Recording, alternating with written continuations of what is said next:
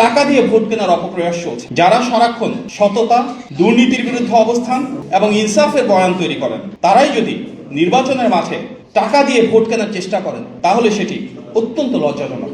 এই বিষয়ে খোদ দলীয় প্রধানের আসন ঢাকা 15-তে তার জন্য দাঁড়িপাল্লার ভোট চাইতে দলটির অন্যতম শীর্ষ আইনজীবী নেতা যেভাবে প্রকাশ্যে টাকা দিয়েছেন এবং ভোট কেনার চেষ্টা করেছেন, সেই ভিডিও ইতিমধ্যে দেশব্যাপী ভাইরাল হয়ে তুমুল সমালোচনার জন্ম দিয়েছে।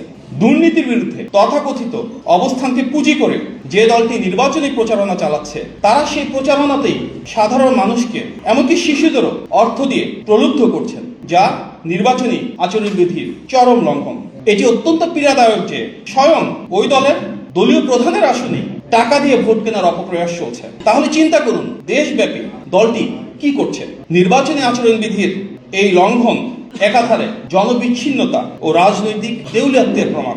যে দলটি প্রতিনিয়ত দুর্নীতির বিরুদ্ধে কথা বলে, তারাই যদি ভোটের মাঠে দুর্নীতির মাধ্যমে টাকা ছড়িয়ে দলীয় প্রধানের আসন সহ দেশব্যাপী এভাবেই জনগণের ভোট কিনতে চায়, তাহলে এর চেয়ে বড় দ্বিচারিতা ও নৈতিকতার লঙ্ঘন আর কি হতে পারে। এই বিষয়ে আমরা আপনাদের কাছে নির্বাচন কমিশন প্রণীত সংসদ নির্বাচনে রাজনৈতিক দল ও প্রার্থীর আচরণ বিধিমালা 2025-এর বিধি 4 উপস্থাপন করতে চাই, যেখানে উল্লেখ রয়েছে কোন রাজনৈতিক দল বা প্রার্থী কিংবা তাহার পক্ষ হইতে অন্য কোনো ব্যক্তি বা প্রতিষ্ঠান নির্বাচন পূর্ব সময়ে উক্ত প্রার্থী নির্বাচনী এলাকায় বসবাসকারী কোনো ব্যক্তি, গোষ্ঠী বা উক্ত এলাকা বা অন্যত্র অবস্থিত কোনো প্রতিষ্ঠানে প্রকাশ্য বা গোপন কোনো প্রকার চাঁদা বা অনুদান বা উপঢৌকন প্রদান করিতে বা প্রদানের অঙ্গীকার বা প্রতিশ্রুতি প্রদান করিতে পারিবেন না।